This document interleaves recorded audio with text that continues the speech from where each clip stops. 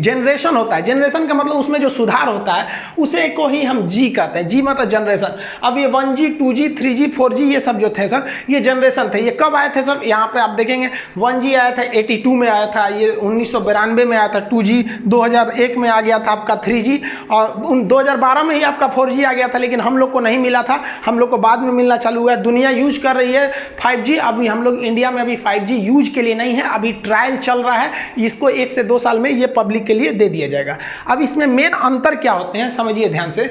1G जो mobile था उसकी स्पीड बहुत कम थी, लगभग 24 KB का था। सोचिए एक इमेज अच्छा से नहीं भेज पाएंगे वहां पे, और इसकी मोबाइल जो थी वो उसमें एक तो एंटीना निकला रहता था बहुत बड़ा साइज का, और इसकी सबसे बड़ी खराबी क्या थी, स्पीड कम था और इससे आप मैसेज नहीं कर सकते हैं, केवल कॉल करेंगे। अतः हम ये कह सकते हैं कि जो 1G टेक्नोलॉजी था वो डिजिटल कुछ लिख नहीं सकता था, ये केवल एनालॉग सिग्नल भेजता था और कॉल कर सकता था। इससे सुधार के हम लोग लेके आए लोग 2G को, और ये 2G 1990 के दशक में आया था, और इसकी स्पीड 64 KB पर सेकेंड की थी। तो स्पीड तो बढ़ ही गई, लेकिन उतना भी क्या KB में स्पीड दे रहा है, कौन सा स्पीड है। लेकिन इसकी एक और खासियत क्या हो गई कि ये वॉइस तो करता ही था, इसके साथ साथ यहाँ देखिए मैसेज का साइन है, आप इससे मैसेज भी लिख के भेज सकते थे, हाय हेलो। और याद कीजिए आप वो टाइम जब एक मैसेज करने का 1 रुपया लगा करता था, तो इससे मैसेज भी कर सकते थे। इसके बाद जब आया 3G, तो पहली 3G जो थी वो MB में स्पीड देना चालू किया, और इसका फायदा ये हुआ कि आप बात तो कर सकते हैं, मैसेज भी कर सकते हैं, साथ साथ आप इंटरनेट भी चला सकते थे, गूगल वगैरह सर्च करते थे। नोकिया वाला मोबाइल में पहले जो था टॉर्च और जलता था, उसमें नेट और थोड़े चलता था, इसमें एक गेम होता था सांप वाला, इसे याद होगा आप लोग को। तो यहीं से आपका नेट का काम चालू हुआ, और यहीं से यूट्यूब वगैरह देना चालू कर दिया। लेकिन इसकी खराबी क्या थी, 3G जो था उसमें यूट्यूब चलता था ना, बड़ी बफरिंग करता था, देखते होंगे एक तो गोल गोल घूमते रहता था, जिस वजह से इसमें 3.5 लाया गया, 3.7 लाया गया। तो मतलब इसी से थोड़ा थोड़ा और सुधारा गया ताकि उसमें बफरिंग कम हो सके। 3G में ये सब मोबाइल वगैरह आने लगे, सब जिसको आप मल्टीमीडिया मोबाइल कहते थे, 3G के उसमें आ गए। अब उसके बाद जब मेन लॉन्च हुआ 2009-10 के पास आपका 4G का जो मेन प्रोटोकॉल चालू हुआ, तब इसमें क्या हुआ, 100 Mbps का स्पीड आपको मिलना चालू हो गया, और यहीं से आप वीडियो कॉलिंग चालू किए थे। इधर आपका वीडियो कॉलिंग, आपका जो वो मल्टीमीडिया मोबाइल था उसमें वीडियो कॉलिंग नहीं किए होंगे, तो ये फैसिलिटी दे दिया 4G आपको वीडियो कॉलिंग का। आज जितना भी मोबाइल वगैरह देख रहे हैं लोग वो 4G है, कई तो 5G भी मोबाइलें आ गई हैं, हालांकि 5G बहुत जल्दी हम लोग को सर्विस मिलेगा। अब आने वाला है 5G इंडिया में बहुत जल्दी। इसकी खासियत क्या होगी, ये सेम 4G की तरह होगा, लेकिन उससे स्पीड ज़्यादा होगा और एडवांस ज़्यादा होगा।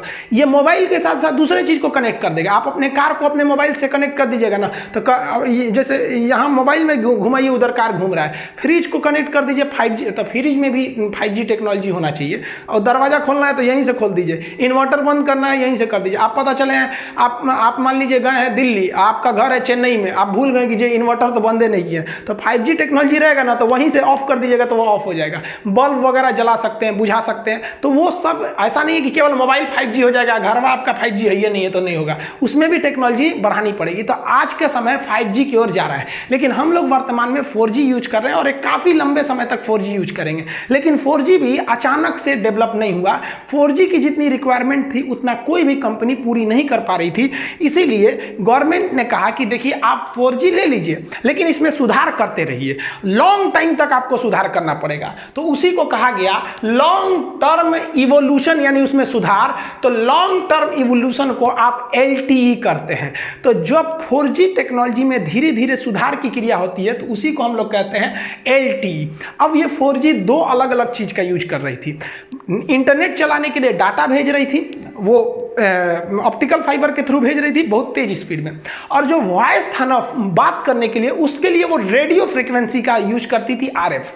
रेडियो फ्रीक्वेंसी में डिस्टरबेंस बड़ी ज़्यादा होता है। तो 4G जब लाया गया तो LTE लाया गया, क्योंकि इसमें सुधार की जरूरत थी।